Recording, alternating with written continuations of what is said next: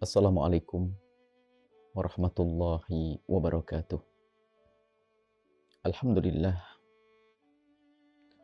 wassalatu wassalamu ala rasulillah, habibina sayyidina Muhammad ibn Abdullah wa ala alihi wa ashabihi wa mawalah amma ba'd.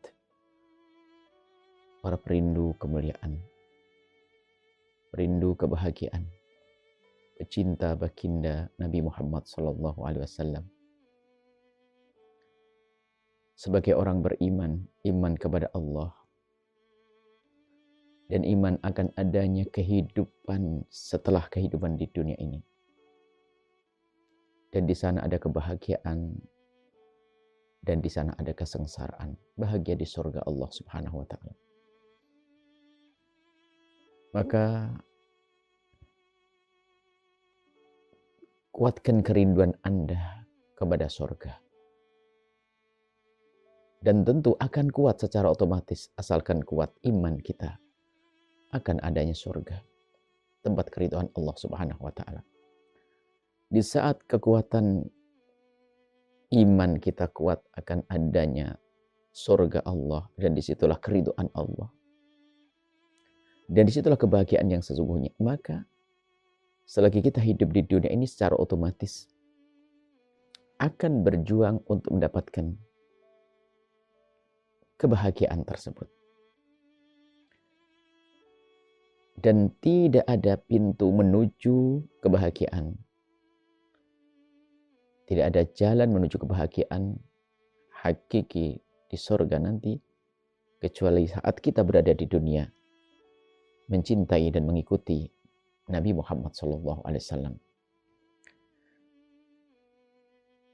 Nabi pernah bersabda kepada seorang laki-laki atau seseorang dengan kalimat yang sungguh indah, menghibur siapapun yang memang di dalam hatinya ada kerinduan dan cinta kepada Rasulullah. Nabi mengkhabarkan, anta ma'aman ahbabta. Engkau bersama orang yang engkau cintai. Jika orang itu punya cinta kepada baginda Nabi Muhammad dengan sesungguhnya, maka secara otomatis dia akan menemukan kegembiraan seperti para sahabat Nabi waktu itu. Di saat mendengar kalimat anta ma'aman ahbabta, beliau mengatakan, sungguh aku tidak menemukan kalimat yang sangat indah melebihi daripada kalimat ini. Dan sahabat tersebut bisa berkata seperti itu karena memang di dalam hatinya ada cinta kepada Rasulullah. Seolah-olah ada jaminan kau bersama aku nanti dengan Nabi Muhammad. Maka dari itu, ayo kita kuatkan ikatan hati dengan baginda Nabi Sallallahu Alaihi Wasallam, sehingga kita benar-benar mendapatkan cinta, mencintai Nabi Sallallahu Alaihi Wasallam. Almar'u yuhsyaru ma'aman ahab. Memang seseorang akan bersama yang dicintai. Mencintai Nabi Muhammad, maka secara otomatis kita akan mencintai segala sesuatu yang ada hubungannya dengan Nabi Muhammad. Mulai dari sahabat Nabi Muhammad, keluarga Nabi Muhammad, termasuk kebiasaan-kebiasaan yang dilakukan Nabi Muhammad. Tentu kalau benar cinta kita kepada baginda Nabi, tentu kita akan bangga di saat kita bisa mengikuti baginda Nabi. Dari kegiatan sehari-hari, kebiasaan. Senang di saat bisa makan seperti cara baginda Nabi makan. Cara baginda Nabi berjalan. Cara baginda Nabi tidur dan seterusnya. Nah, antara ini, kecintaan yang pernah kita aku barangkali, kita mengaku, atau orang yang mengaku cinta. Ayo kita cocokkan dengan perilaku kita. Karena cinta memang adanya di dalam hati, tapi akan membawa anggota tubuh kita untuk menuju yang dicintai. Makanya kita harus lihat. Jangan hanya mengaku-ngaku cinta Nabi. Tapi ternyata cinta di dalam hati, tidak ada di dalam hati. Kalau ada betul cinta di dalam hati seorang hamba, secara otomatis ini akan menggerakkan, hati akan mendorong, tangan bergerak untuk yang dicintainya. Mata, pandangan kepada orang yang dicintainya. Semua aktivitasnya menuju yang dicintainya. Nah ini, mari kita koreksi diri kita. Sejauh mana urusan kita dengan Nabi? Bagaimana kedekatan kita dengan Nabi? Sejauh mana kebanggaan kita di saat kita bisa meniru baginda Nabi Shallallahu Alaihi Wasallam. Berapa kali kita mengingat baginda Nabi, lalu baca sholat kepada baginda Nabi. Supaya kita tidak hanya mengaku-aku saja, mengaku cinta, mengaku cinta, mengaku cinta. Tapi mengingat Nabi jarang. Membaca sholawat jarang. Dan tanyakan pada diri kita sendiri, berapa kali kita bersalat kepada baginda Nabi. Dan setelah kita tahu sebanyak itu, kemudian kita tanya, berapa kali kita khusyuk di saat baca sholawat, lalu ingat baginda Nabi. Nah, ini perlu kita hadirkan koreksi-koreksi semacam ini. Sebelum berlalu waktu, sebelum ajal menjelang kita, masih ada kesempatan saat ini untuk membenahi urusan kita dengan Nabi Muhammad SAW. Dan ingat, tidak ada pintu menuju kebahagiaan hakiki kecuali melalui pintu Nabi Muhammad. Dan artinya, tidak ada cara kecuali mengikuti Nabi. Dan mengikuti tidak akan mungkin kecuali ada cinta. Dan cinta kepada Nabi ada tanda-tandanya. Cari tanda dalam diri sendiri. Mari merenung. Mata Anda, telinga Anda, lesan Anda, anggota tubuh Anda, harta Anda. Sudahkah engkau hubungkan harta Anda dengan Rasulullah? Anda dermakan, Anda berikan kepada yang membutuhkannya. Anda berbagi. Dan tahta Anda, sudahkah tahta Anda yang punya jabatan? Sudahkah Anda menjadikan tahta Anda ini sebagai alat untuk mendekat kepada baginda Nabi? Kalau belum, jangan menunda. Saat inilah waktunya. Mari kita semua merenung urusan kita dengan Rasulullah Sallallahu Alaihi Wasallam, dengan baginda Nabi Sallallahu Alaihi Wasallam, mencintai dan mengikuti. Nuhibbukum fillah. Assalamualaikum warahmatullahi wabarakatuh. Assalamualaikum warahmatullahi wabarakatuh.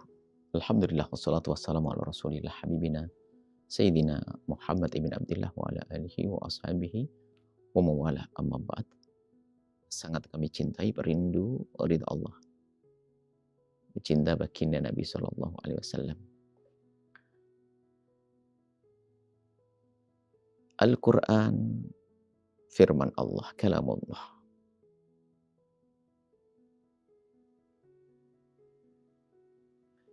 Bagi yang beriman kepada Allah dengan iman yang sesungguhnya, Allah yang menciptakannya. Dan Allah yang memberikan karunia kepadanya. Allah yang menjaganya. Maka tentu sangat rindu dari pesan-pesan atau sesuatu yang menjadikan dirinya lebih baik yang datang dari Sang Pencipta.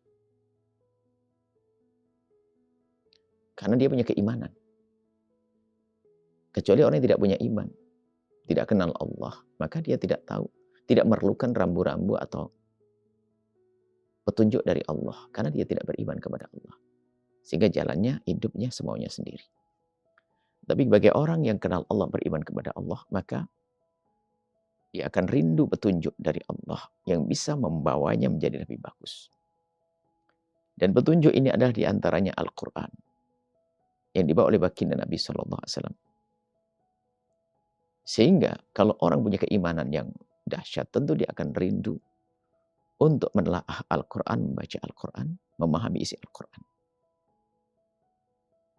Di samping itu, bagi yang membacanya saja mendapatkan pahala, faham atau tidak faham, karena itu kalamullah.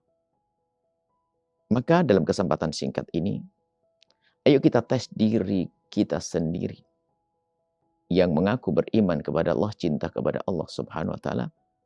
Bagaimana engkau dengan firman Allah? Sejauh mana kita dengan Al-Quran? Artinya, bagaimana urusan kita dengan Al-Quran?